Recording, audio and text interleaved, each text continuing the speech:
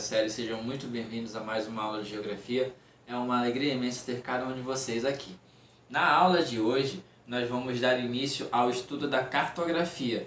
Nós vamos entender, compreender como que surgiu essa ciência, do que se trata essa ciência que é focada em estudos e criação de mapas. Nós vamos ver como que a cartografia ela evoluiu ao longo do tempo e quais são as utilidades dela no nosso dia a dia. Nós vamos ver também como que a tecnologia ela se tornou aliada do processo cartográfico, entre outras características mais. Então eu peço que você pegue seu livro, pegue seu caderno e vamos acompanhar juntos a mais uma aula da disciplina de Geografia. Olá, bom dia a todos. Sejam muito bem-vindos a mais uma aula.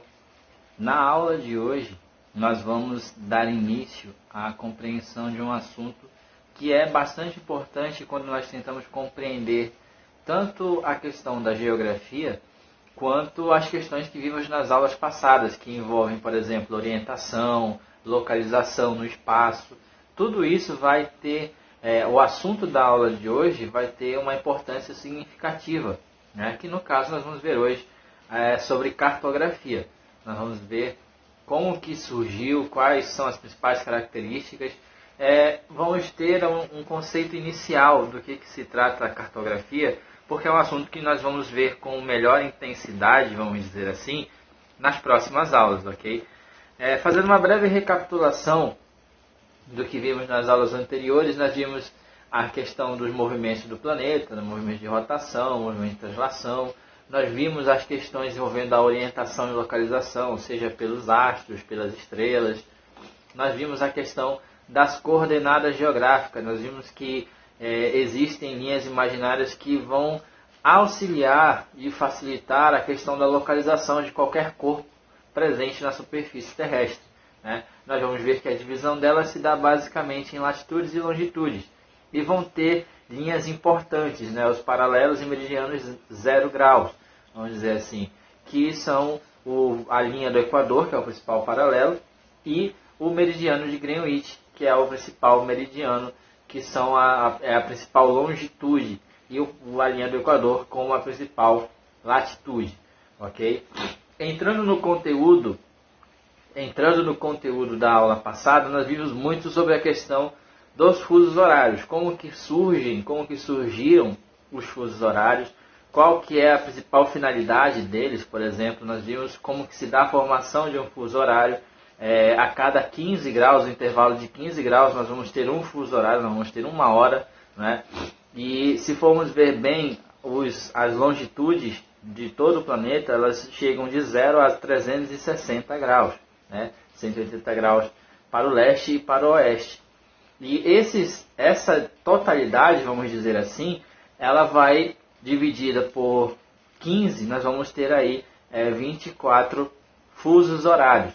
Só que assim, vocês observam, por exemplo, nesta imagem, eles não são completamente corretos. Eles vão acompanhando as tendências e as determinações governamentais, né? Existem países que vão possuir vários fusos horários. Por exemplo, a Rússia ela possui praticamente 10 ou 11 fusos horários diferentes.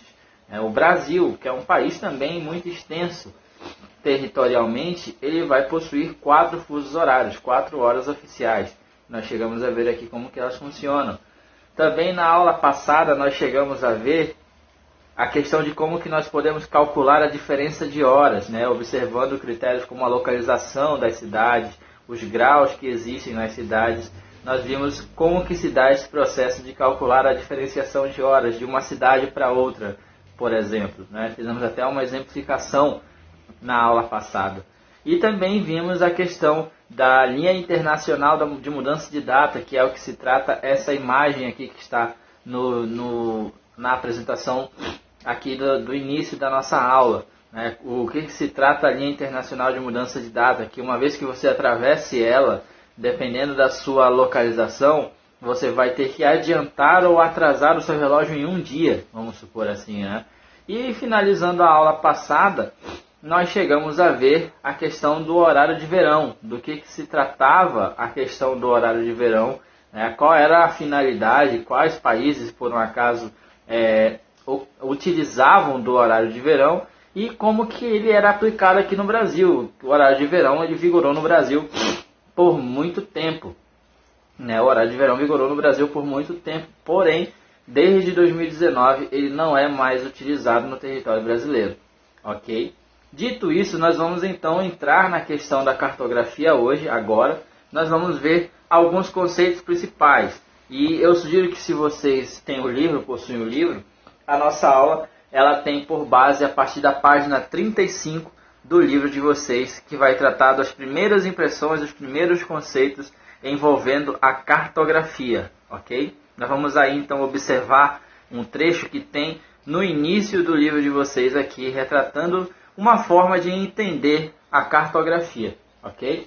Se vocês puderem observar bem, esse texto aqui, ele se encontra na página, ele se encontra logo no início, na página 36 do livro de vocês aqui, tratando sobre a cartografia e as formas de representação do planeta Terra, certo? É um depoimento de uma indígena da comunidade ali, aqui da região do Rio Negro, né, mais um pouco acima do Amazonas, no norte do Amazonas, que ela vai fazer uma breve descrição do lugar onde ela está e da redondeza, vamos dizer assim, né? Vamos acompanhando aí então a frase que fala o seguinte: aí do lado tem uma ilha grande chamada Ilha do Galo, que é um ponto histórico rico e sagrado também, que antigamente, antes de fazer a piracema, o galo cantava, aí mesmo pertinho desse lago, e aqui também fazia a piracema, devido aos benzimentos.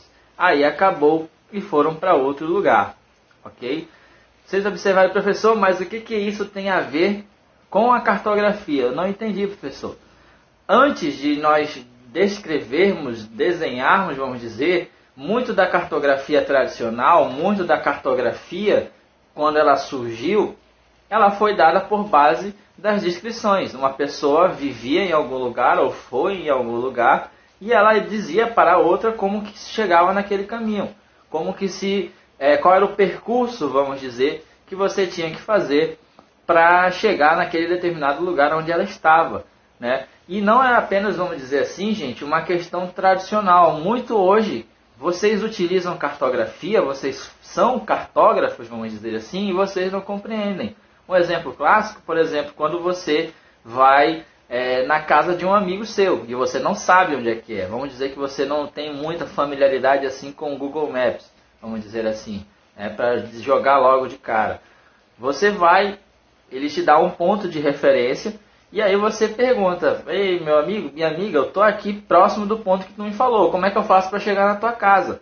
E aí ele vai dizer: olha, tu vai dobrar tal rua, tu vai andar um pouco mais para frente, depois tu vai virar à esquerda. Se você parar para pensar, você vai acabar fazendo um mapa dentro da sua cabeça, lembrando as informações que seu amigo te deu para chegar na casa dele ou em algum lugar que vocês tinham combinado de ir. Entendeu? Querendo ou não, meio que sem querer, vocês estão sendo cartógrafos, vocês estão utilizando a cartografia.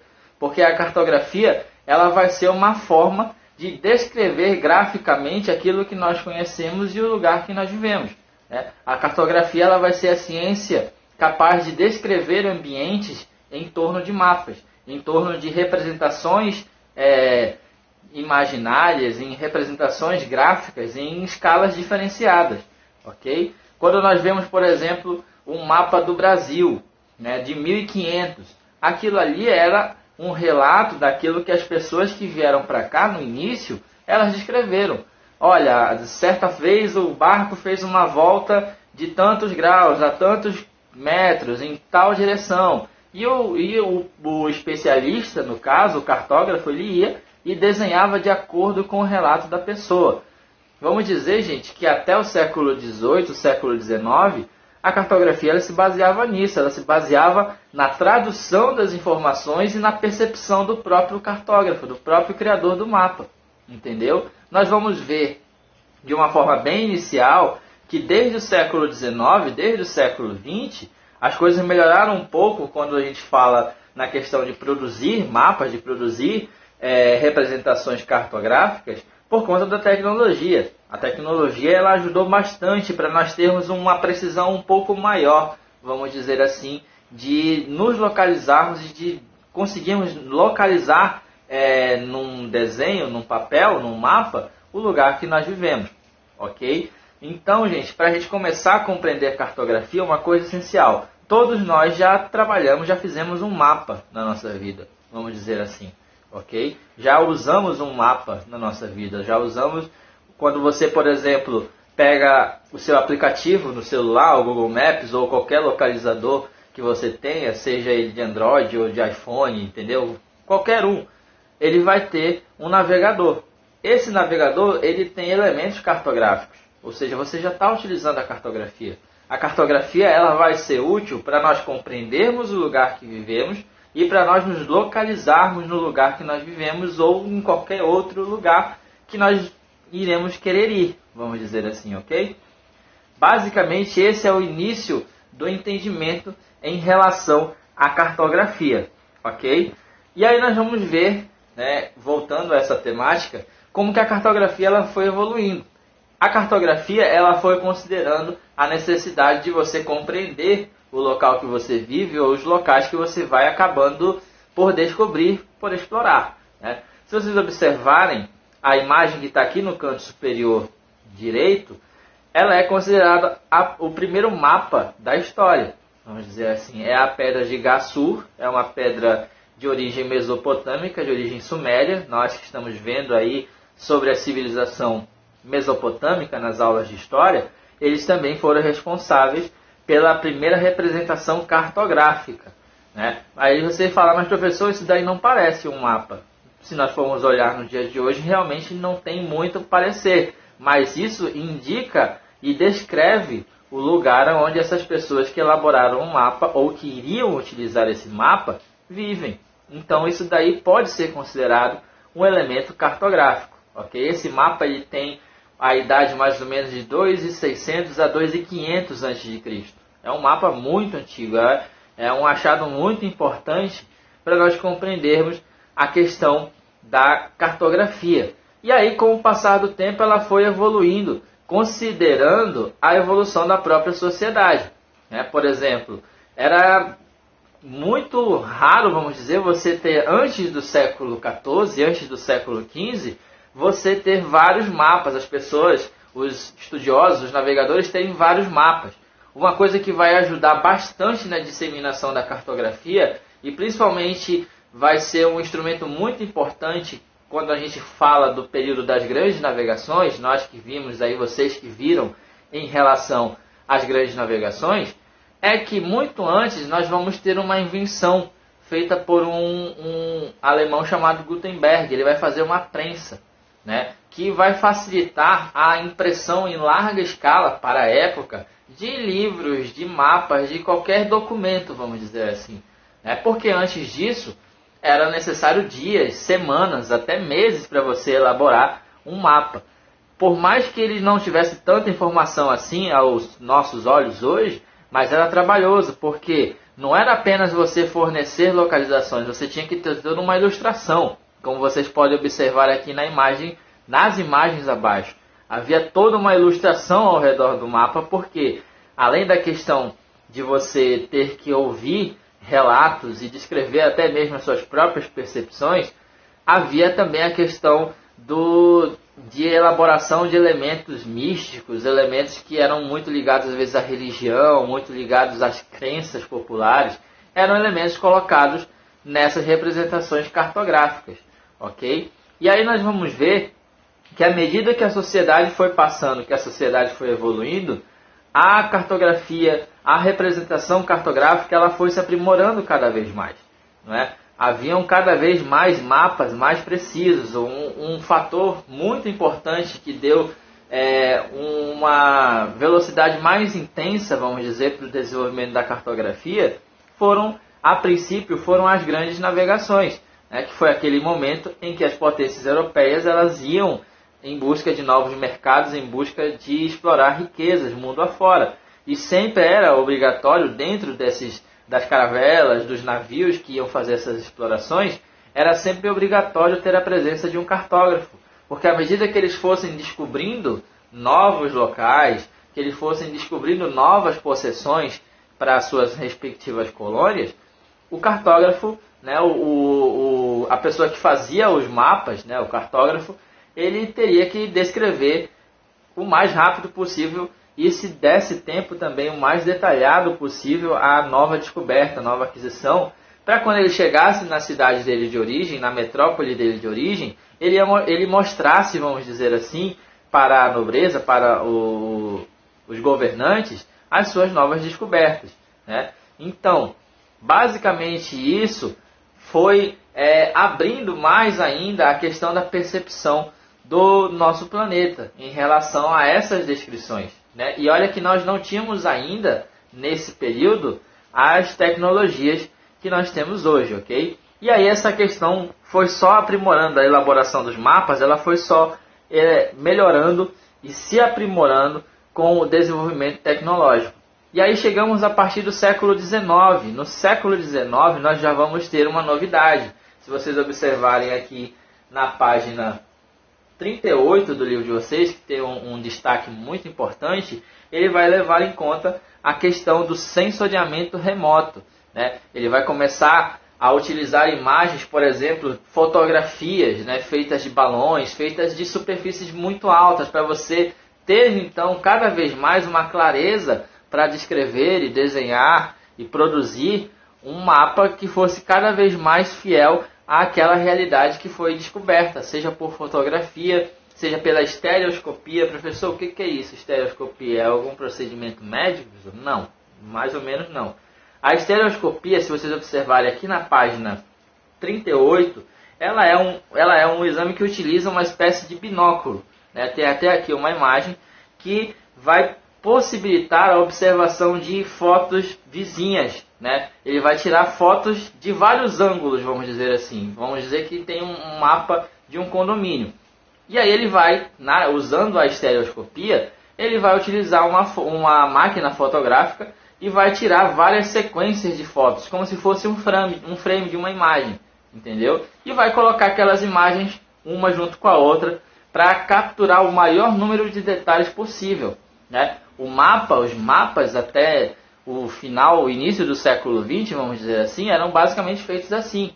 Os cartógrafos, os que desenhavam os mapas, levavam horas para juntar todas aquelas fotos e fazer então assim a representação cartográfica de determinada região.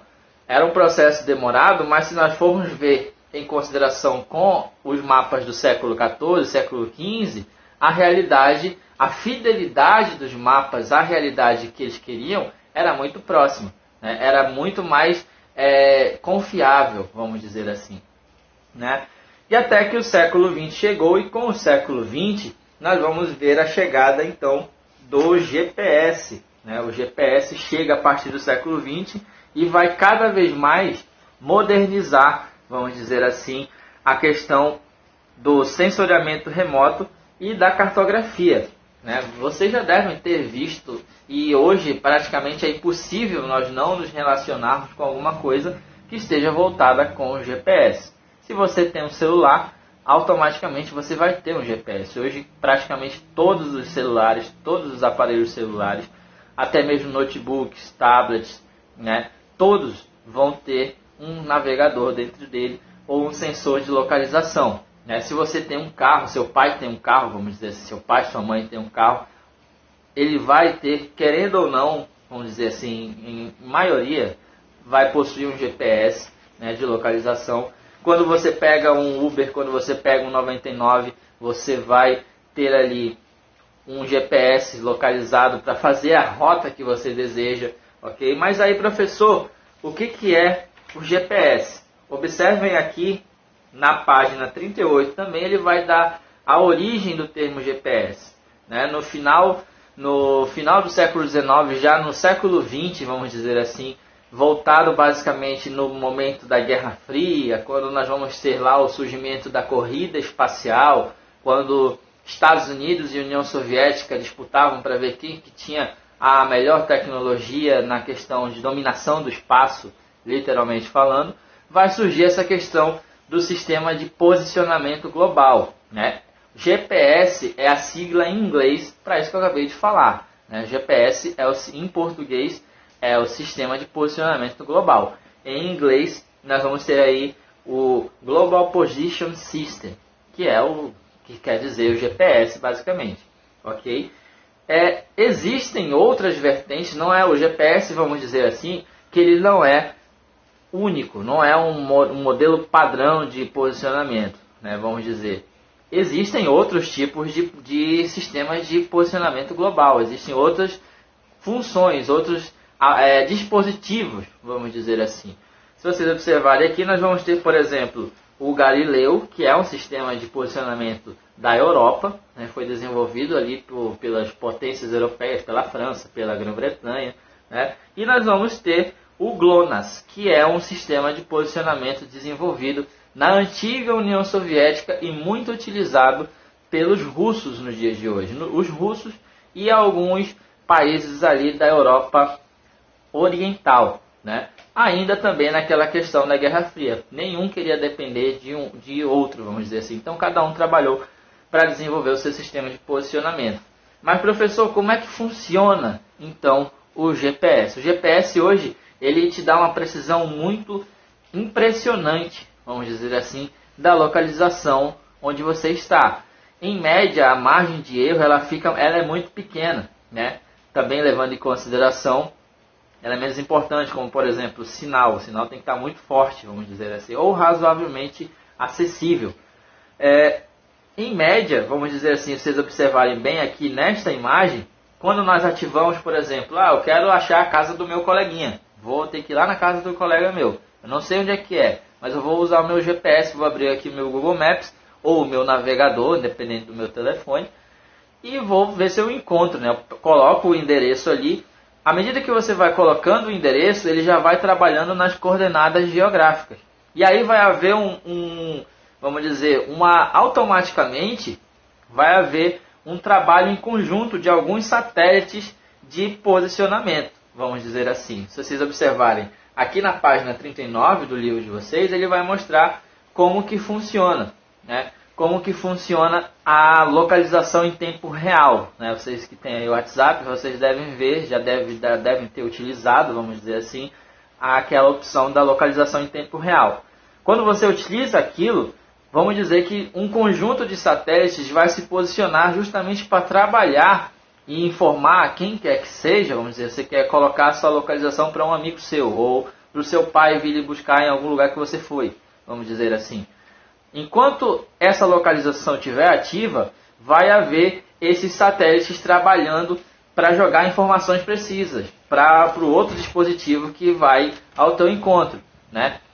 Às vezes essas informações elas vão estar certeiras, às vezes elas não vão estar, porque vai depender um pouco da distância, vamos dizer assim, da onde o satélite que foi posicionado para você vai estar. Se ele estiver muito próximo, a distância geralmente vai ser mais certeira. Se ele estiver um tanto quanto longe, vai haver uma demora, vai haver, às vezes, uma perda de sinal, vamos dizer assim. Vai acontecer muito desses casos, né? Mas, se nós formos comparar a questão da localização com o GPS a outros sistemas ou outros modos de você se localizar há alguns anos atrás, o GPS foi de uma forma revolucionária nesse sentido, né? Tanto na questão da localização, do georreferenciamento dos mapas, né? Se você abre o Google Maps, vamos dizer assim, você vai ter ali um cardápio cheio de georreferenciamentos. Ele vai mostrar onde fica a drogaria, onde fica a nossa escola, por exemplo, onde fica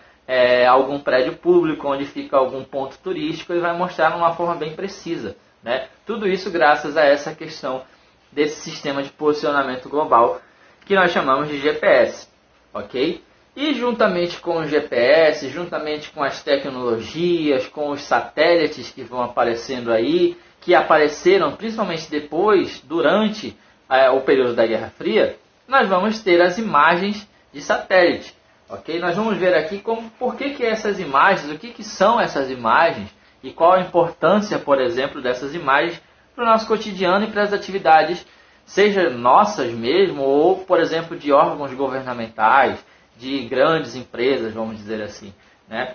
A partir do meio do século XX, já e principalmente agora, entrando nas primeiras décadas do século XXI, houve uma transformação gigantesca em relação a essa questão das imagens de satélite. né? Cada vez mais eram lançados ao espaço satélites com características e com configurações muito mais avançadas no sentido de trazer informações para o planeta, para a Terra, vamos dizer assim, né? Por exemplo, uma empresa especializada em imagens de satélite foi contratada pela Prefeitura Municipal para tirar uma foto, uma imagem de satélite da cidade de Manaus.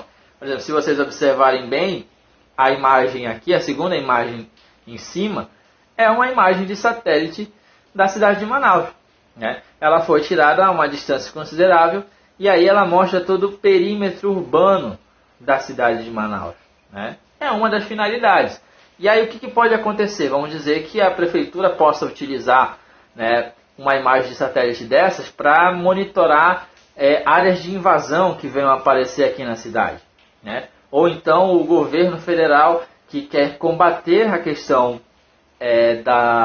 ele quer combater a questão dos desmatamentos, ele quer saber como que está a questão do desmatamento no Brasil, e ele obviamente não vai ter recursos para mandar pessoas em todos os cantos que possivelmente estejam desmatados. O que ele vai fazer? Ele vai utilizar uma imagem de satélite que vai abranger praticamente toda a região que ele deseja observar se há ou não desmatamento ali, né? A imagem de satélite ela vai servir para essas situações. Um caso muito corriqueiro que vocês talvez nem devam prestar atenção, mas que é utilizado bastante ali nas imagens de satélite, é a questão da meteorologia. Sabe lá quando vocês assistem o jornal, vamos dizer assim, né, ou vocês que gostam de assistir o jornal, vamos dizer, vocês vão e veem lá a previsão do tempo, vai aparecer lá a moça da previsão do tempo, dizendo que em Manaus vai fazer um dia quente, mas aí você vai ver o dia inteiro chovendo. Aquelas imagens que aparecem ali, elas são imagens oriundas de imagens feitas por satélite, né? Aquelas informações que ela vai repassar ali naquele momento, quando ela vai descrever o provável tempo que vai estar no dia, foram retiradas de satélites que estão ali monitorando essa questão climática, né? E ela vai desenvolver todo o seu material relacionado à previsão do tempo para as cidades, qualquer cidade aí do Brasil, vamos dizer, né? Por exemplo, para Manaus. É um exemplo clássico, vamos dizer assim, relacionado à questão das imagens de satélite, ok? Nós podemos utilizar uma imagem de satélite? Sim, nós podemos utilizar. Ah, professor, eu quero ver, por exemplo, onde fica a minha casa. Eu quero uma imagem de satélite da rua da minha casa. É possível, professor? Sim, entendeu? Não vai ter uma... É óbvio que não vai ter uma precisão, uma informação, uma clareza muito certeira. Até porque satélites que fornecem esses tipos de imagens mais nítidas, vamos dizer assim, eles são pagos. E é muito caro, vamos dizer, para você ter uma imagem nítida daquela. Mas ferramentas, por exemplo, como o Google Earth, né, que vocês já devem ter visto alguma vez, eles podem fornecer para você imagens de satélite, né, numa qualidade razoável, mas ele pode oferecer uma imagem de satélite. O Google Earth, vamos dizer, ele é interessante também, porque não apenas ele vai te mostrar aquela imagem de satélite daquela data, mas ele pode mostrar para você uma linha do tempo. Por exemplo, eu quero ver como que era a área da Compensa, vamos dizer, esse ano agora, ou a mais recente imagem que ele tiver, e ver uma linha do tempo, como que era há 30 anos atrás, há 20 anos atrás. Se tiver disponível lá no catálogo deles, eles vão mostrar uma linha do tempo de como que era aquela região no tempo determinado, no tempo que você queira colocar ali, ok? Essas são algumas das importâncias e algumas das evoluções que nós vamos ver ao longo do tempo em relação à cartografia, em relação à produção de mapas, né? Para você ver que nós temos um salto gigantesco, desde aqueles mapas, se vocês observarem bem, desde esses mapas aqui, desde o mapa de Gassur, desde esse mapa aqui do século XV, vamos dizer assim, esses mapas do século XIV, século XV, que eram totalmente tortos e imprecisos, até imagens nítidas, como a imagem da cidade de Manaus. Para vocês verem como que a tecnologia ela contribuiu bastante para essa evolução cartográfica, para essa evolução das atividades cartográficas mundo afora. Ok? Gente, Basicamente essa foi a nossa aula de hoje em relação à cartografia. Nós vamos ver muita coisa ainda relacionada à cartografia nas aulas seguintes. Eu espero que vocês tenham gostado, que qualquer dúvida que vocês venham a ter em relação ao uso, né, de ferramentas, por exemplo, como o Google Maps, como o Google Earth, né, se vocês tiverem a curiosidade de utilizar esses mapas, esses aplicativos, na verdade, para fazer um trajeto qualquer ou ver como era a região de vocês, né, qualquer dúvida vocês podem me chamar que eu posso ajudar vocês a como trabalhar com essas ferramentas, né. Eu espero que vocês tenham gostado. Qualquer dúvida em relação às atividades eu também vou estar à disposição. E basicamente é isso. Um forte abraço a todos e até a nossa próxima aula.